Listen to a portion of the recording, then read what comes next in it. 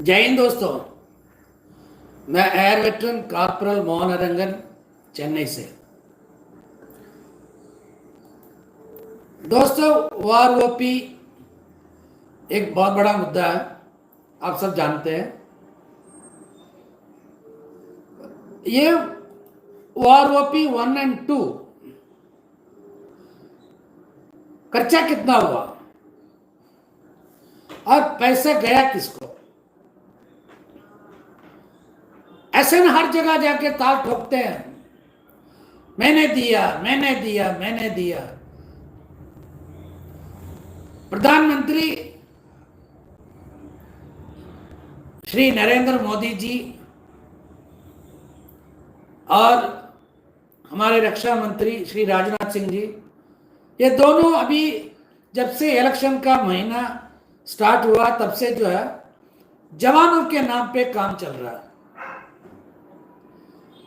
दोस्तों, जवानों के नाम पे सबसे पहले कोड ऑफ कंडक्ट के हिसाब से जो सर्विंग सोल्जर है उसके नाम पे वोट नहीं मांग सकते। अभी जो हाल ही में कुछ बात ऐसे किया, चलो हम उसके बारे में बात नहीं करेंगे, हमारे पॉलिटिक्स से कोई मतलब नहीं है। हमारे मतलब है हमारे वेलफेयर से। दोस्तों, हमारे जो है अभी देहरादून में और राजस्थान हर जगह हमारे माननीय प्राइम मिनिस्टर साहब ने ये बताया कि 1 लाख करोड़ से ऊपर हमने वार ओपी के विसंगतियां दूर करने के लिए दिया। यानी कि वार ओपी 1 एंड 2 के लिए पूरा खर्चा 1 लाख करोड़ से ऊपर। हम लोगों ने बहुत सारी कैलकुलेशन किया, बहुत सारी कैलकुलेशन। दोस्तों, मैं एयरफोर्स से हूं, फिर भी आजकल क्या है, गूगल है, सब में सब कुछ पता चलता है। एक एस्टेब्लिशमेंट क्या है, कितने सिपाही के लिए कितनी नायक, कितनी नायक के लिए कितने हवलदार, ये सारी चीज हमने निकाला। सारी चीज निकाल के फिर उसके बाद जो है हर एक रैंक का जो है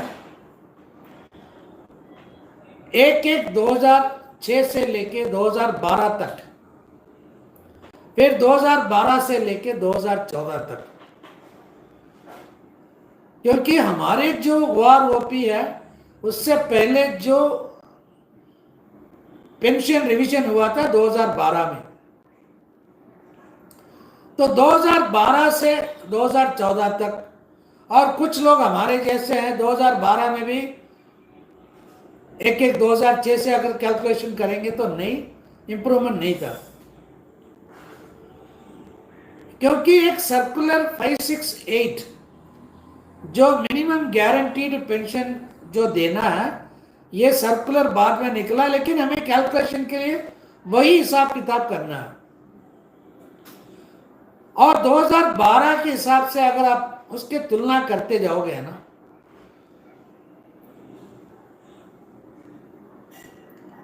वार ओपी माइनस 2012 सर्कुलर 501 जो हमारे जवानों का ऑनरी कमीशन अफसर तक,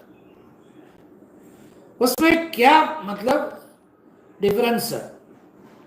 और जो आंकड़े हमने निकाला है एक्स सर्विसमैन का जो है टोटल, क्योंकि उन्होंने पार्लियामेंट में ये बताया कि 18 लाख लोगों का जो है वार ओपी लागू किया। हमने 20 लाख करोड़ के हिसाब लिया, 20 लाख करोड़, सॉरी 20 लाख फौजियों के लिए, करोड़ नहीं, 20 लाख फौजियों के आंकड़े निकाला, जिसमें अफसर भी है, फैमिली पेंशनर है, सब लोग हैं। फिर उसके बाद 2014 से लेके 2016 तक, 2016 से लेके 2019 तक, 2019 से लेके 2023 तक सारे हिसाब किताब करके देखा, सारे हिसाब किताब, फिर भी 60,000 करोड़ से ऊपर गया ही नहीं, 60,000 करोड़ से ऊपर नहीं किया। तो माननीय प्रधानमंत्री जी, आपने 1 लाख करोड़ 1 लाख करोड़ किसको दिया आपने? यह सबसे पहला क्वेश्चन है। दूसरा सवाल यह है, अगर हम आपकी बातों को मान भी लेते हैं तो ऑफिसर्स को कितना आपने दिया है, जवानों को कितना दिया है? 1 रैंक 1 पेंशन किसके लिए है?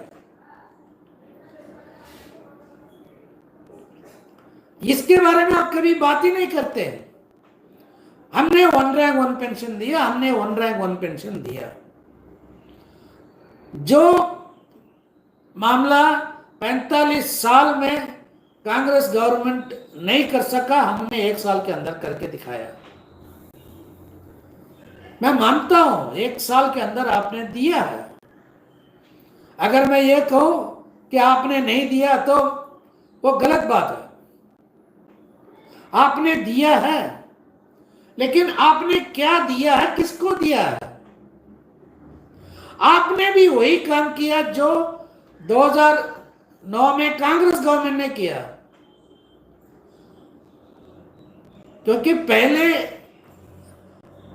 2006 में तो पहले ही मतलब 70% पेंशन बढ़ाने का मतलब बात कर रहे थे, लेकिन काम हुआ क्यों नहीं है उस टाइम? उस टाइम किसी ने मतलब हाथ मारा अंदर, और वही काम आपने भी किया 2014-15 में। आपने सिर्फ और सिर्फ ऑफिसर्स की कहना माना, और आपने जो किया ऑफिसर्स के लिए किया। इसलिए जो 1 रैंक 1 पेंशन आप बोलते ही है ऑफिसर रैंक ऑफिसर पेंशन, और हमारे लिए 1 टाइम इंक्रीमेंट। दोस्तों, ये जो है ना, मैं किसी पार्टी के सपोर्ट के लिए मैं बात नहीं कर रहा हूं, चाहे वो कांग्रेस गवर्नमेंट हो या बीजेपी गवर्नमेंट हो। इनके साथ हमारा कोई लेना देना नहीं है। लेकिन यही लोग किसके कहना मानते हैं? हमसे बात क्यों नहीं करते हैं? एक मौका अगर दे दिया होता तो हम इनको बता देते हैं पहले कि ऐसा है, 2006 में क्या था, फिर क्या होना था, क्या हुआ है, और 1 लाख करोड़ अगर गया तो किसको गया, सारे हम बता सकते हैं। लेकिन हमें मौका क्यों नहीं दे रहे? हमारे भूतपूर्व जनरल वीके सिंह वो कहते हैं कि नहीं, सारे पैसा जवानों को दिया। अगर सारे पैसा जवानों को दिया हो तो क्या 1-1.5 साल हम जो बैठे थे जंतर मंतर में, हम क्या पागल थे? एक मिनिस्टर की हैसियत से, भूतपूर्व जनरल ने एक मिनिस्टर की हैसियत से वहां आके आपको बोलना था। उसके बारे में तो आप बोला ही नहीं है वहां आके। रक्षा मंत्री श्री राजनाथ सिंह जी आपके दफ्तर के नजदीक में था, एक बार वहां आ गया होता। क्योंकि आप लोग इलेक्शन के टाइम में किसी भी गली के अंदर आप जाने के लिए आपको राजी है, सारे रोड शो फोर्ट शो सब कुछ आपने किया। लेकिन जब ये कोई जवान लोग जब बैठे हैं, वो कह रहे हैं कि हमारे साथ अन्याय हुआ, तो इसके बारे में सुनने के लिए आपके पास टाइम नहीं है। आप हमारे जो है ना माननीय प्रधानमंत्री जी जहां भी जाते हैं वो एक बात 100 बार कहते हैं, ये मोदी जी की गारंटी है, ये मोदी की गारंटी है। दोस्तों, मैं ये कहता हूं, ये मेरी गारंटी है। कोई गवर्नमेंट, कोई भी सरकार, चाहे अभी का रूलिंग पार्टी हो या 2024 जून के बाद जो भी पार्टी आएगा, कोई भी पार्टी हो, जेसीओ जवान और उनके परिवारों को वारओपी दे नहीं सकते, सही वारओपी कभी दे नहीं सकते। ये मेरा वादा है, ये मेरा गारंटी है। ये दे नहीं सकते और देंगे भी नहीं। जो सरकार आंध्री नायब सुधार के पेट में लात मारा, जो सरकार शहीद परिवारों के फैमिली पेंशनर के पेट में लात मारा, वो अधिकारी हो या ब्यूरोक्रेट्स हो या कोई भी हो, वो कभी सुधरेंगे नहीं। आप मेरे जैसे और भी बहुत लोग यही कहते हैं, लेकिन चाहे हम जितना भी चिल्लाएंगे उसका कोई फायदा नहीं। अंधभक्तों सुन लो, अंधभक्तों सुन लो, वारओपी में 1 लाख करोड़ दिया ही नहीं है। हमारे माननीय प्रधानमंत्री जी जो है, जो भी लिख के देते हैं वो पढ़ के सुनाते हैं। कहां कहां इन्होंने गलत इंफॉर्मेशन दिया, उसके लिए हमें तो लिस्ट बनाना पड़ेगा।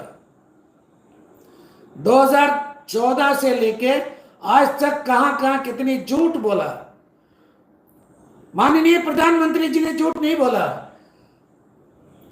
क्योंकि जो लिख के दिया वो उन्होंने बताया। उसके पीछे जो सच्चाई है उसके बारे में जानने के लिए कभी कोशिश नहीं किया। दोस्तों, हमारा अगला वीडियो इसी के बारे में फिर बाद में बात करेंगे। तब तक के लिए जय हिंद, वंदे मातरम, भारत माता की जय।